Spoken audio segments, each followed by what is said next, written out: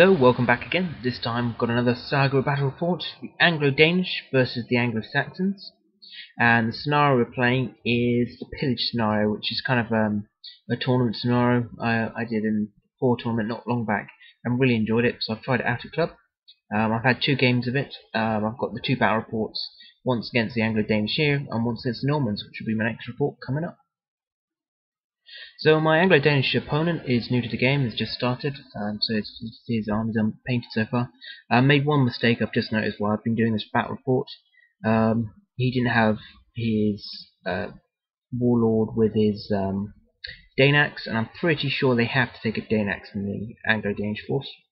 While my Anglo-Saxons is a bit different, I'm trying out this new list. The only thing I haven't got yet is a priest for my warlord, but I'm basically looking to have trying out a mounted Hearthguard unit just to give me some racing ability to hit some weak spots.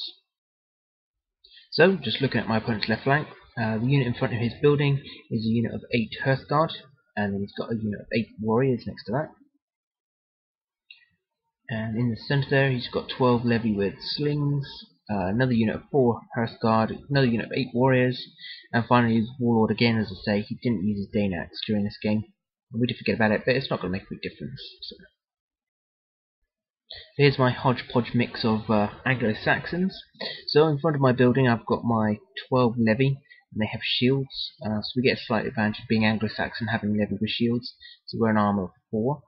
We also get 1 attack per 2 instead of 1 per 3 in combat. And then I have a unit of 12 warriors, behind which I have my warlord, and just in the bottom there in the centre of my table, so they can choose to go which way. I've got a unit of mounted Hearthguard. And finally, as my attacking force, I have a unit of 12 levy and a unit of 12 warriors. Again, the warriors, it's hard to tell from here, but my warriors are mostly made up of guys in mail, and the levy are all unmailed chaps.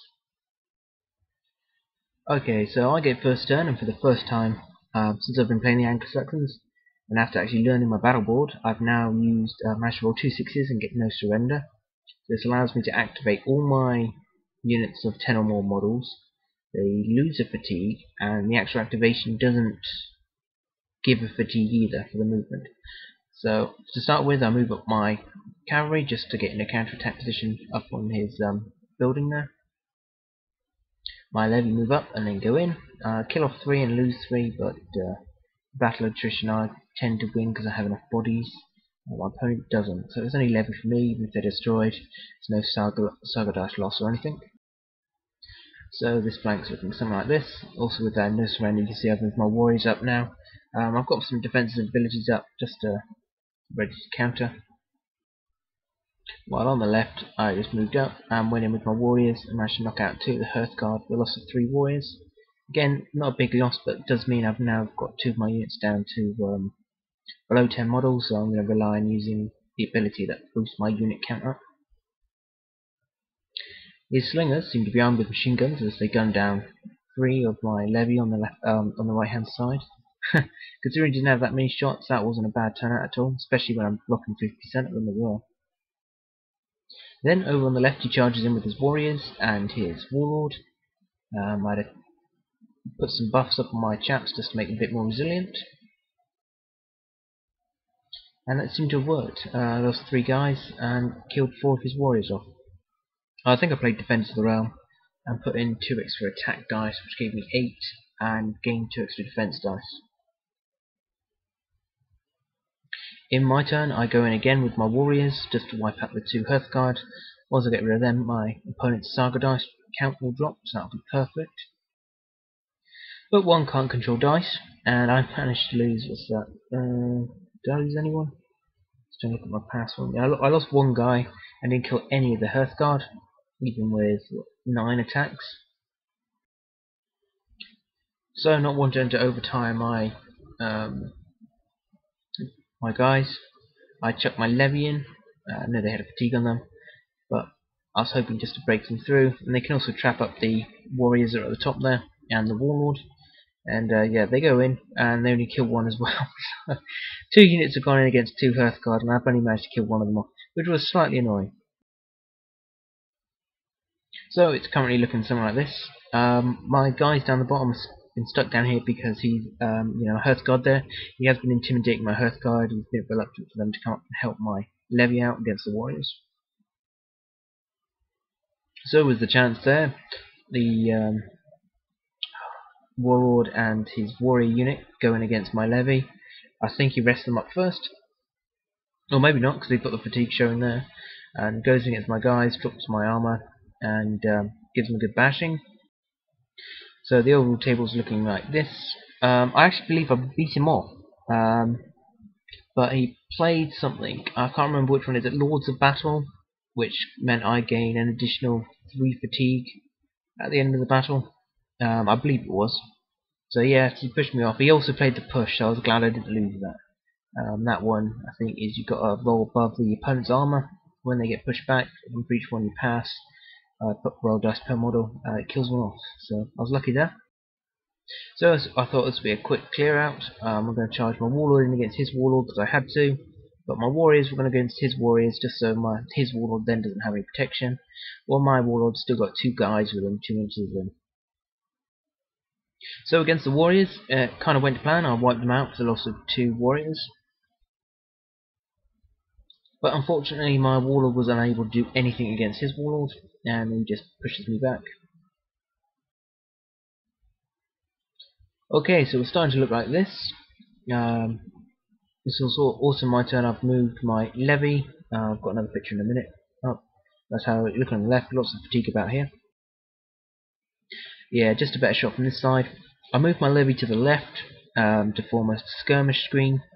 Therefore his shooters can't see my mounted Hearthguard. Just give me some protection so I can run behind. My Hearthguard should be able to take on his warriors relatively easily. 8 attacks against 4, so that shouldn't be a problem there. My opponent's turn, he just moves his Hearthguard unit just to spread it out across in front of the building. He's afraid I was just going to try and make a mad dash for the building there with my cavalry, which I would have done. But I did notice if you look, because he's got such a long line there, if I move my warrior units up twice and engage the Hearthguard's left flank there, he'll have few attacks on me and I'll have plenty of attacks on him, and I should be able to beat him and push him back there. Over here he decides to have a go at my levy with his warlord and just throws it in there, and he ran away with his other Hearthguard back there just to really upset me, knowing that I can't stop that Saga dice. So it's looking something like this. Yep, I lost and didn't do anything to him. Just so few attacks, and I think I had loads of fatigue on me as well, which was all spent out. Okay, my turn. I see what I wanted to do and charge it on the flank of these Hearthguard with 3, and I managed to kill 2 off with no losses in return and push them away.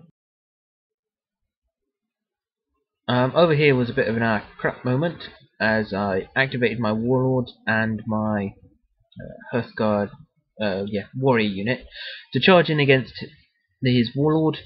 He intimidated my warlord, which meant my warriors went in by themselves. Now, thinking about it, there was no reason for me to charge in there. I could have happily stood them there. 4 attacks has got a very, very small chance of actually killing off his warlord, so I had nothing of gain by chucking them in, but I did anyway. And his warlord, with his 5 attacks, managed to wipe out all 4 of my warriors. And so things are looking like that. I did manage, the unit that managed to push back his Hearthguard, I had 2 moves left. I moved up to the building, and I used an action then to pillage the building for 1 token. So you can see a little token next to that unit just on the edge of the shot there. Which means I'm up by 1, and things are looking okay. So in an act of desperation, he charges his warlord into my warlord, and yep, that's my warlord dead. He then charged into my levy and killed him off. But unfortunately the game ends like that because he gets 1 more activation to move to the building to pillage, but then hasn't got any more activations to pillage. If he just thought not to have rested before he attacked my warlord, there's actually a fair chance he could have got a draw out of this, especially with my dice rolls at the end there. But that was an absolutely brilliant game. I was scratching my head throughout to try and get the units. I think this is a great tournament game. The fact that you have to split your force up, the fact that you have to attack on 1 flank, really makes you think, and really, you have to understand how to split your force. My army luckily goes down the centre pretty easily. I think I'll do the same in any situation there. But yeah, fantastic game, fantastic opponent as well. So thanks for watching, guys. Hi guys, just a reminder here that I've got a copy of War and Conquest signed by the author himself to give away. To find out more, just check in my Celts Call lists. It's a 300 subscriber challenge. Once I get to 300 subscribers, there'll be a chance to win for 10 people, and then a random draw for the winner. And I'll send this out to you. The rule set's designed for anything from the biblical period right up to the Renaissance. There's loads of rules at it. Check it out, Scarab Miniatures forum. Until then, cheers guys. Hi guys, thanks for watching. Please subscribe, like the video, leave a comment. It's always good to chat to folks that are out and about. And if you want to find out more, just check out my blog. So until the next time guys, thou Ellis.